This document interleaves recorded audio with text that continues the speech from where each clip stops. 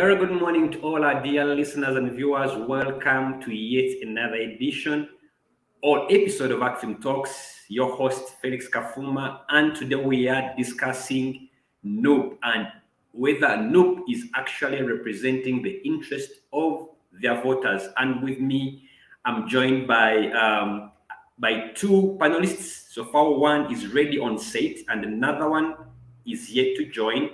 But before I introduce them, let me welcome everybody, and I encourage you to be part of this conversation. You can follow the discussions on all our social media channels, on our YouTube, ACFIM Uganda, on our Twitter, ACFIM UG, and also on our Facebook page. You can be part of the conversation, send in your questions, and also your comments. We'll be glad to read them. Before we start, let me introduce so far the panelist that is with us. Many of you have interacted with him. I think you've seen him on the set. For those who are readers, you've also read a couple of his articles. Is Dr. Yusuf Serunkuma, who is a PhD graduate fellow at Makerere University Institute of Social Research. He's also the founding co-director of Let Us Read, an initiative that inspires young people to read. Wow, that's quite amazing, quite amazing. He also writes in a column with the Observer newspaper, and he recently published a book, Non-Essential Humans, Says on Governance, Ruin and Survival in COVID-19 Uganda, which was published in April 2022. Dr. Yusuf Serunkuma, you're much welcome on ACFIM Talks. Thank you so much. I'm happy to be here. Reading my profile was nostalgic for me because Let Us Read was founded in 2010 and it died in 2012. Wow. Yeah, so I'm delighted it's still up there. I think you checked my LinkedIn profile where it still stands. But it's a very old thing. It was part of Fountain Publishers. I was editor at Fountain Publishers, and we were trying to excite young people to read children's books because we had so many that they had not been read, So when you read my profile, I'd even forgotten about it. But yeah, I'm glad we made a contribution in that way. That was quite noble because I think the reading culture in Uganda is really still poor. So how I wish you can pick it up again and run with it. That would be very, very great. But in absentia, let me also introduce Henry. Henry has been on this set before. This could be his third time to be with us. Henry Kasasha, many of you follow this program. You've seen him before. We've been discussing, especially when we discuss parliament and multi-party politics. Is the ED or Executive Director of Dialogue and Democracy Training Center, and it was also the founding program manager of iPod, and is so grounded on issues around political parties strengthening. He has done work around political economy analysis, gender mainstreaming, and deepening democratic processes. When he joins us, I'll be able to throw him straight away deep into the conversation we are having right now. But before we start, allow me to provide what I would call a stage, set the stage. Why are we having this discussion today? If all of you remember, or if you've been following the developments within the Uganda's politics, last week, Honorable Francis Zake was voted out by 155 MPs from the position of Commissioner of Parliament. Of course, the flamboyant Honorable Zaki was accused and apparently found guilty of insulting the Deputy Speaker Anita Among on social media. But what is of interest to this discussion is the manner in which Zaki went down in Parliament, which we found it to be a bit too uncharacteristic of National Unity Platform, the party that against which Zake represents, and remember, NUP as a party has presented itself more as a disruptive party. Even when it was campaigning, before it burst on the scene, it had cut out itself to be that party that doesn't go down without a fight. But the manner in which Honorable Zake was booted out from the position of Commissioner of Parliament then raised a number of concerns and questions that kind of provide the essence why we should be discussing whether NUP in Parliament is actually representing the interest of their voters. You remember, NUP is the leading opposition party with 57 MPs and majority coming from the central region, overwhelmingly voted for. And a year later in Parliament, we see the fire-brazen character of NUP against which it promoted itself prior to elections, being questioned and especially the way it conducts business in Parliament. And this triggers our discussion in today's episode. Is NUP in Parliament representing the interest of their voters? Henry, you're most welcome. You found us when we were laying a case. Thank you very much for having me again. And I'm sorry I'm late. I had some technical challenges, but finally I'm here. Great. Okay, let me start with Doctor. And there have been a couple of comments I picked from, I think Doctor also made some, you alluded to a bit of questions around this area. First of all, NUP was overwhelmingly voted for in the central region. In your view, when you look at the voting patterns, what were the expectations of those people who voted NUP into Parliament? Okay, thank you so much. I'll prefer that you call me Yusuf and not Doctor. Yusuf is much better. All right. Okay, cool. First of all, to understand the central region, the idea of having a central region is that the central region interacts with the state very closely, right? So the relationship that central or urban spaces or capital cities share with the state is very close. Okay, as opposed to people who live in the countryside who are living, whose subsistence is realized by tilling the land, the people in capital cities often interact with the state in the sense that their subsistence is earned from selling their labor, right? So they survive on the rent of labor, and in the process they earn a salary, right? And because of the different ways in which we interact with the state, especially through paying taxes, the people in urban spaces tend to see the ways in which their taxes are used very closely.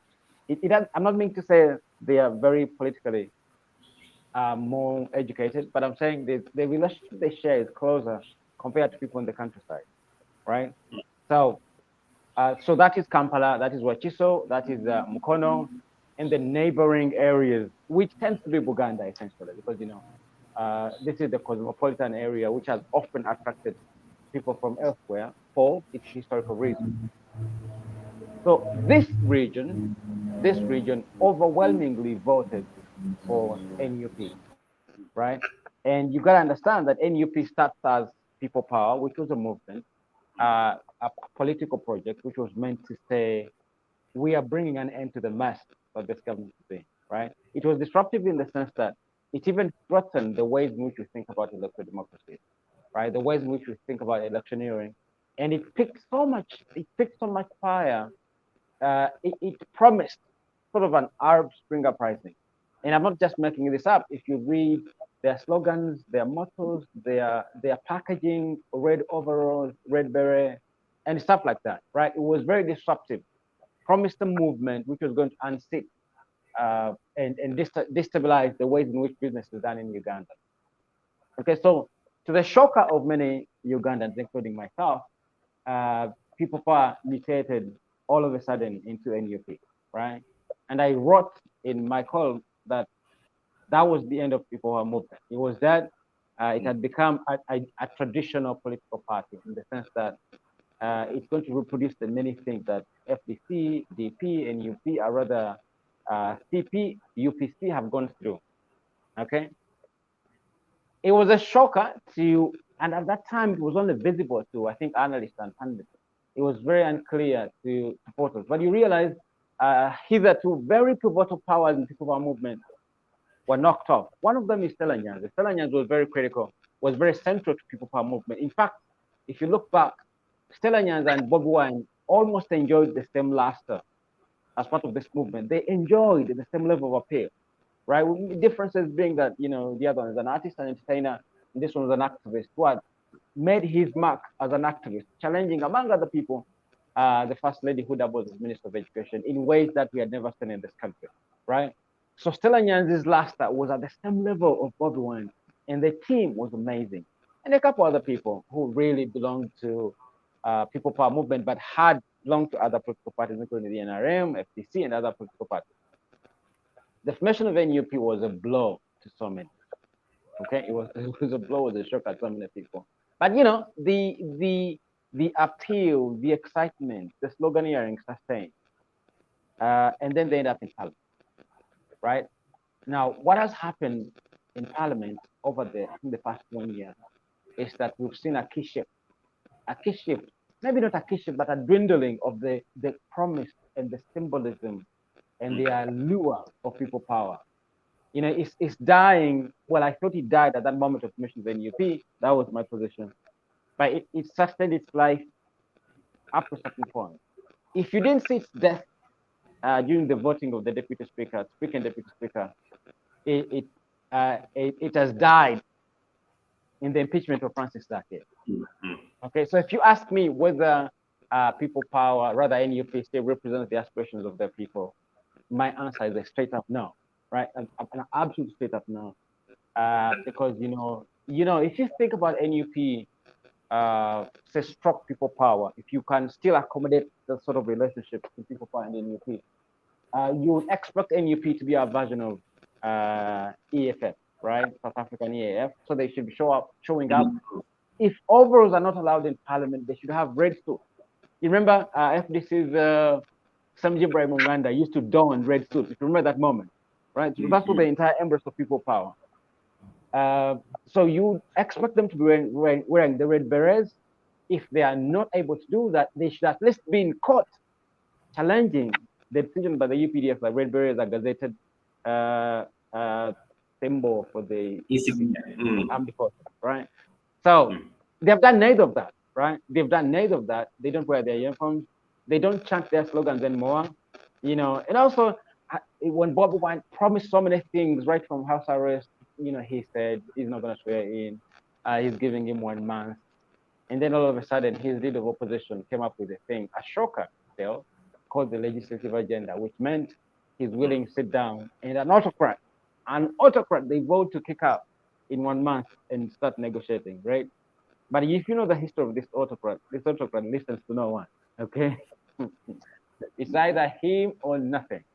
And so, surprise to every Ugandan who is expected to be understanding, our friend Matthias Mpuga, a very noble character, a noble man, a good man, decided to come up with a legislative agenda. It's a hoax. It's performative politics, right? And the danger with this sort of performative politics is that, you know, for the ordinary people, you look like you're playing opposition, right? You look like you are actually an opposition politician because if you're suggesting things and and then you start claiming you're civil, you're very decorous, you start claiming you're a very cultured individual, you're a gentleman. Look, these folks were voted because they're wearing gold overalls. Why did they all of a sudden start wearing suits? Right? Where did the red berets go? Right? So if you ask the question whether they are still representing the aspirations of their people, no, they veered off a long time ago. A long time ago. In fact, I would say they're headed for utter destruction, just as what happened to the UPC. Wow. Let me throw in here, Henry. Because the truth is, the way NUP presented itself, and in here to those who really subscribed to its the way it was engaging in opposition politics, it marketed itself as a disruptive political force that would stampede the regime out of power. As things stand, NUP seems to be more diplomatic, taking the same path other political parties in opposition. I've preferred to take. And the bigger question is, where did this disruptive fire of NUP, this character, the brazen character of NUP, where did it go? What happened?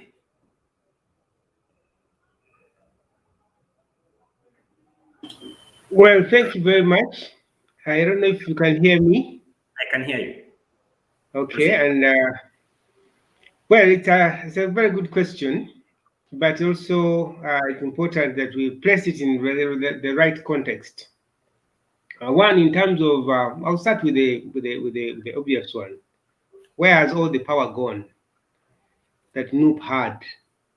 I think we should look at this question in the context of our politics in the last 12 months. I would say. I think for close to 6 months, we have not had a story about a drone kidnapping people.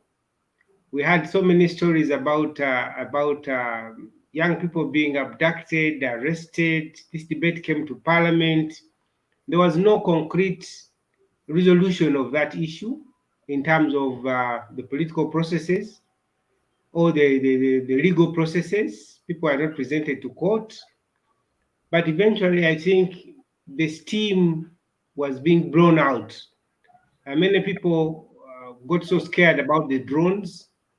And I'm sure that the idea that you do not see so many red berets around, it's not that they have just gone quiet. I mean, there was a time when it was extremely hostile. I mean, all the reports were about people being abducted left, right, and center. People are being kidnapped. We had lists coming to Parliament. You remember that at one point, NUP presented a list and demanded in through Parliament to have government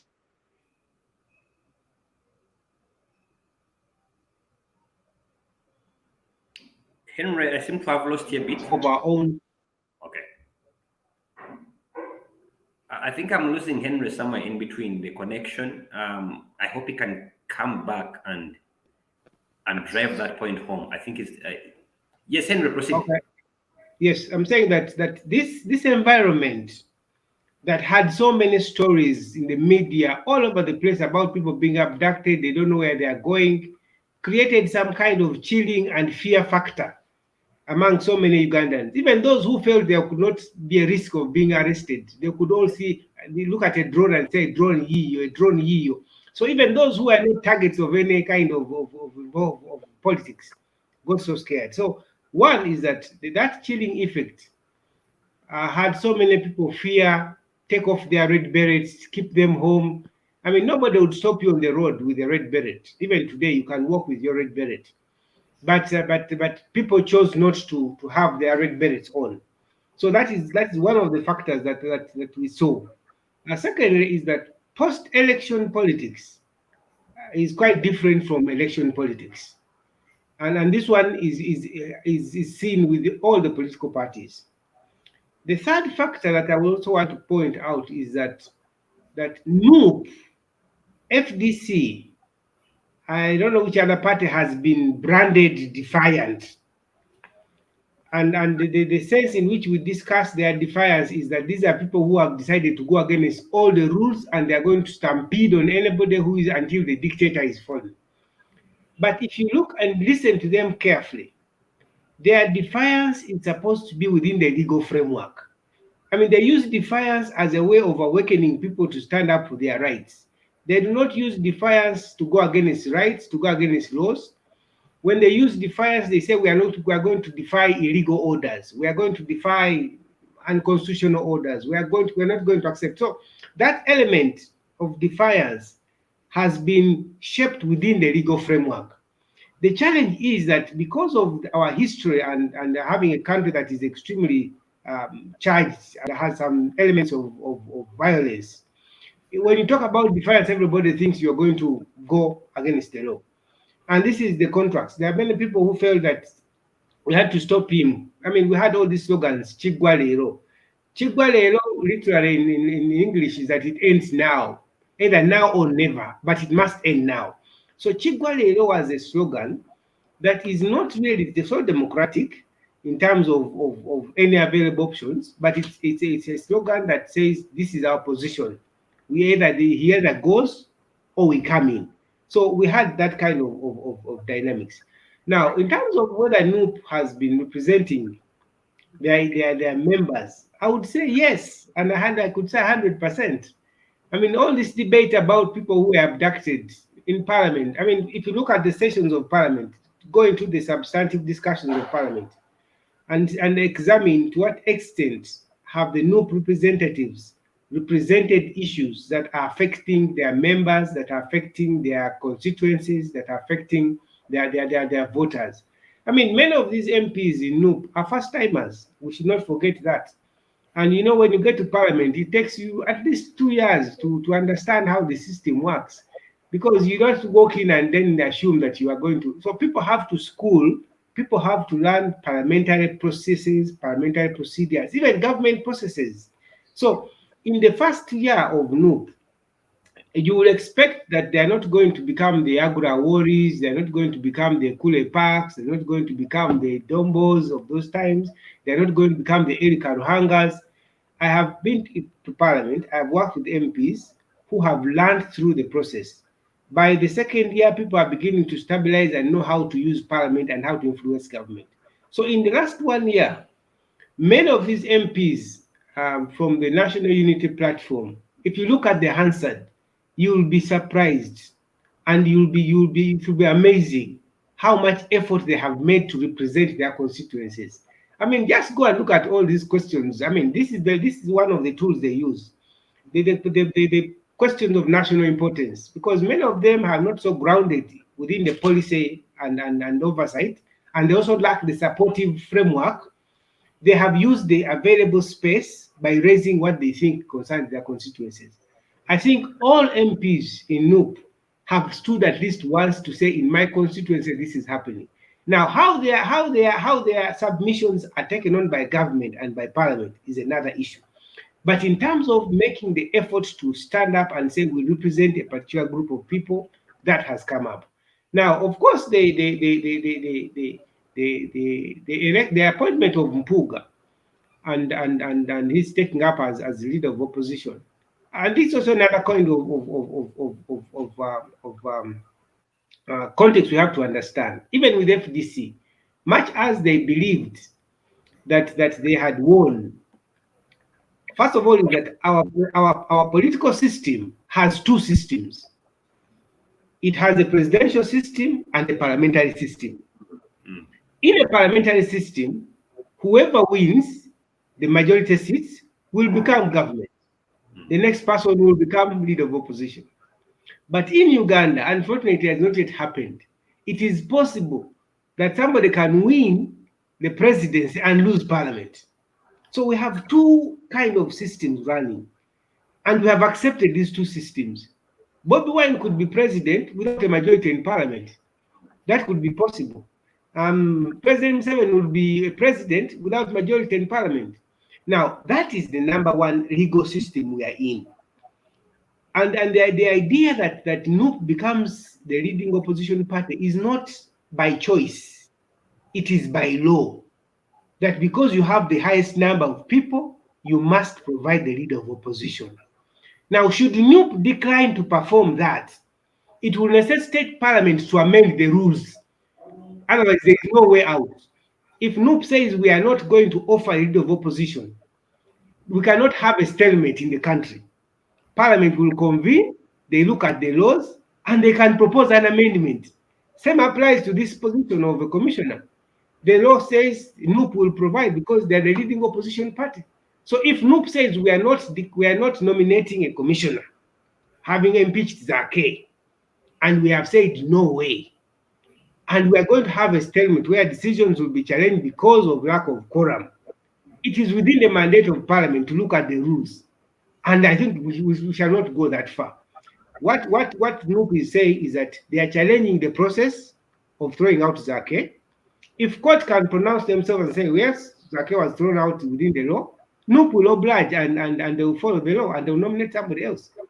Yeah, so but Henry, on that one, I think the bigger debate here is the approach is how NUP is actually conducting itself to represent the people that voted it into parliament. Right. And I think the issue is you could be right that they are doing all this legislation, making contributions to the floor of parliament, but those who voted NUP, they voted a party that somehow marketed itself as a party that can do it. You know that Malema, opposition political leader, Malema in South Africa?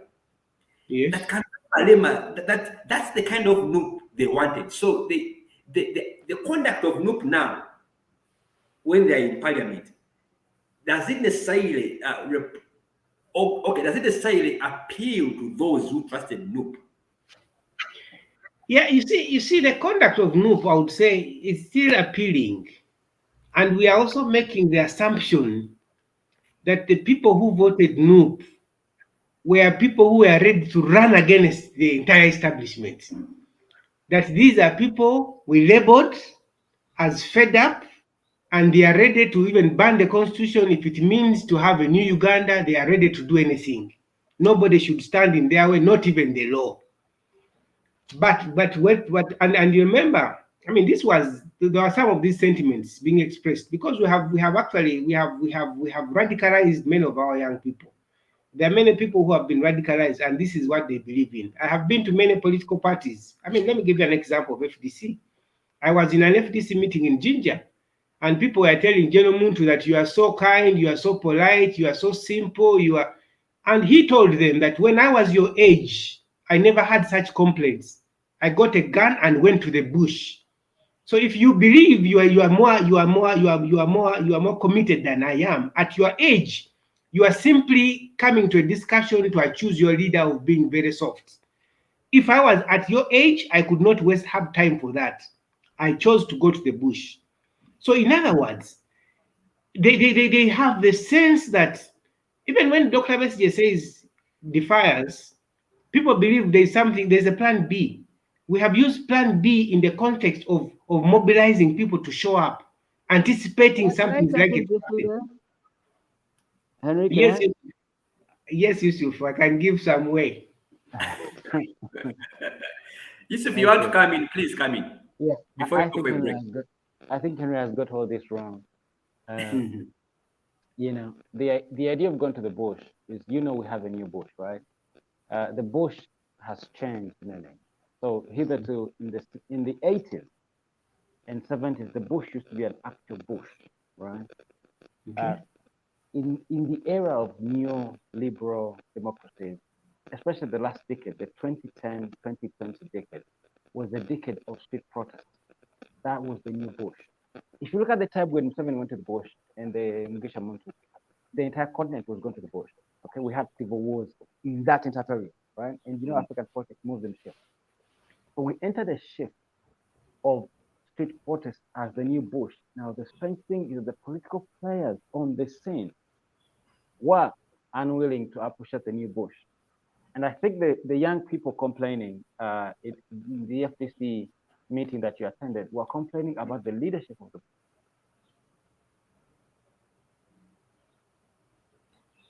We are losing Yusuf, and yet he's making it. Okay. Being unable, right? Am I back? Yeah, you're back now, please. But with some background noise, but you're back. So you look at Kizza Besiege's politics. Kizza Besiege's politics of the president appreciates that the bush is in Kampala. The bush is not in Wellington. The bush is here. And as you rightly said, the bush is catered for in the constitution of the Republic. Article 3 of the Constitution of Uganda allows to use Kampala as the new bush. And I think if you contrast Kizza Besigye and Mugisha Muntu, this is why Kizza Besigye has a big asset of Mugisha Muntu. Mugisha Muntu is our politician of the future, not the present. Right? And I want to go back. I don't know if I'm allowed to eat into your time. We are going to go for a break, and as we go for a break, you work on your background noise. There's a background noise coming from your end. We are going to go for a break. When we come back, I'll pick it up from you. But as we go for a break, Drive your point home, Henry, so that we break at once. Right. What you talked about the new bush. The bush is not the physical bush.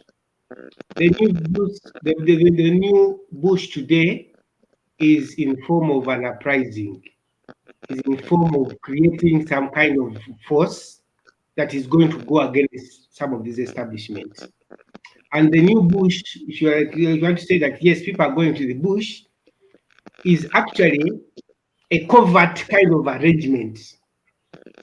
In the real practical sense, the new bush is a covert kind of arrangement to find a way of weakening the establishment. And because of some of those elements, you would see, you see, this government has a background of covert work, what they call special operations or special whatevers. All that is covert. And if you listen to Dr. SJ, when he left FDC to go say we need to go and organize, let us get away from this formal organization, let us organize underground, let us do the organization. Now, I don't want to assume, I don't want to confirm that NUP has been having that. But when you begin putting the pieces together, the bush is not the physical bush. The bush has been because of what measures people are putting in place, what organizing is taking place. And that will also be explained by what you see in terms of how the responses are taking place. So the point I'm trying to say is that the new bush in parliament, I mean, we had walk to work. It was also another kind of new bush. We had it's a slogan to drive something. The point I'm trying to say is that I do not want people to assume that the fact that NUP has taken up the formal political positions they have abandoned. NUP also has to have a transition. I mean, everybody goes through a transition. Before you get into government, you must maintain the support you have grown with the expectations that come with the particular portfolio. So I don't think that NUP has abandoned who they are. I think that NUP is still playing their game within the prescribed framework. And the idea, and we always get a sense that we don't expect NUP to be in parliament, we don't expect NUP to have a legislative agenda, we don't expect NUP to do this. You remember when we had the Queen coming, FDC had we had just gone through the election, and FDC had Henry, we must go for a break. We are coming back on that point. Let's break a minute, then we'll resume the discussions. Thank you.